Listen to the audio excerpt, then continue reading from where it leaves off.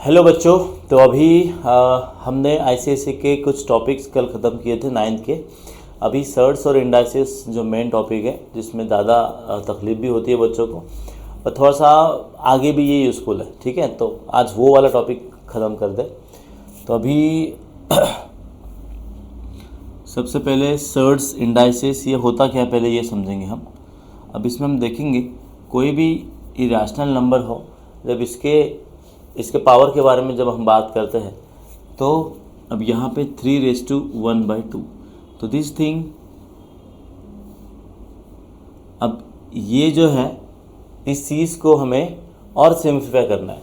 कि कैसे हम सिंप्लीफाई कर सकते हैं सर, क्योंकि सर √3 + 2√3 इसका हमें आंसर पता है 3√3, लेकिन समझो ये ऐसे आ गया सर, तो इसका हम क्या करेंगे। ठीक है, मतलब this can be called as रेडिकंड।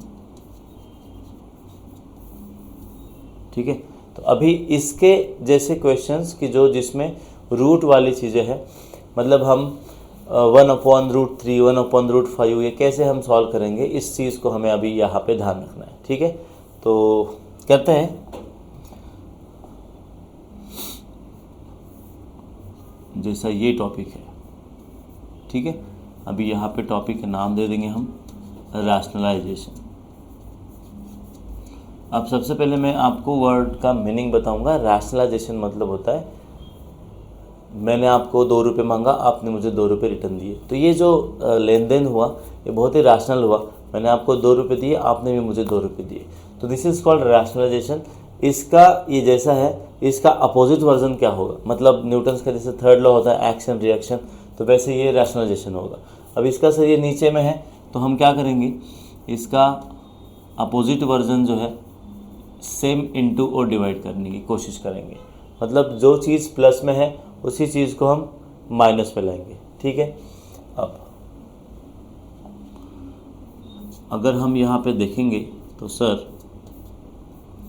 ऊपर में तो कुछ भी नहीं हम कर सकते, ये सेम है, बट नीचे में हम इन दोनों को,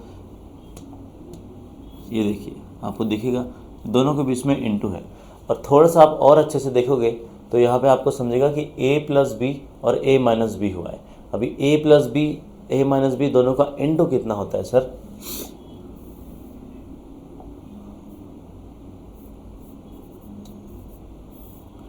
a + b a - b, यहाँ पे लिख देता हूँ मैं, इट्स a² एंड b²। कैसे लिखता हूँ सर, फार्मूला साइड में लिख देता हूँ,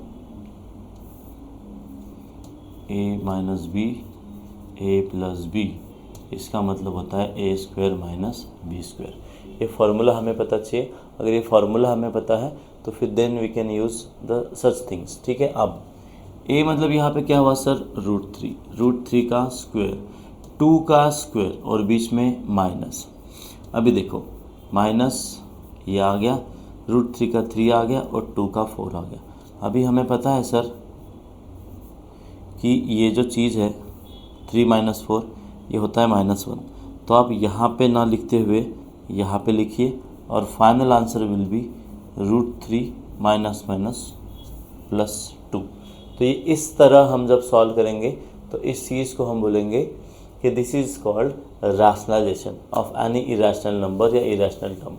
ठीक है, आप अच्छे से एक बार समझ लीजिए कि हमने कैसे स्टार्ट किया।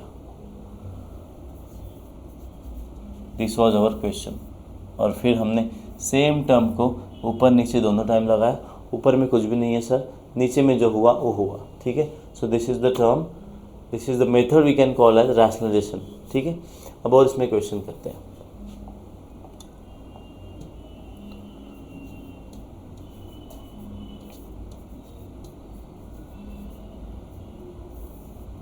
समझो ऐसा कोई क्वेश्चन है कि 5 - √2 एंड 5/5 + √2, कैसे करेंगे हम फिर।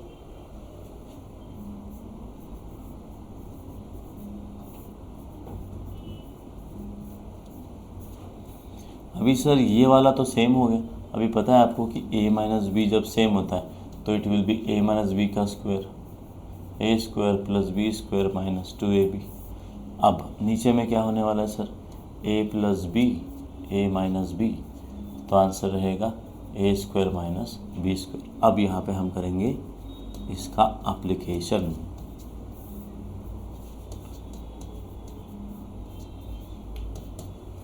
अभी 5 माइनस रूट 2 का होल स्क्वायर क्या रहेगा सर?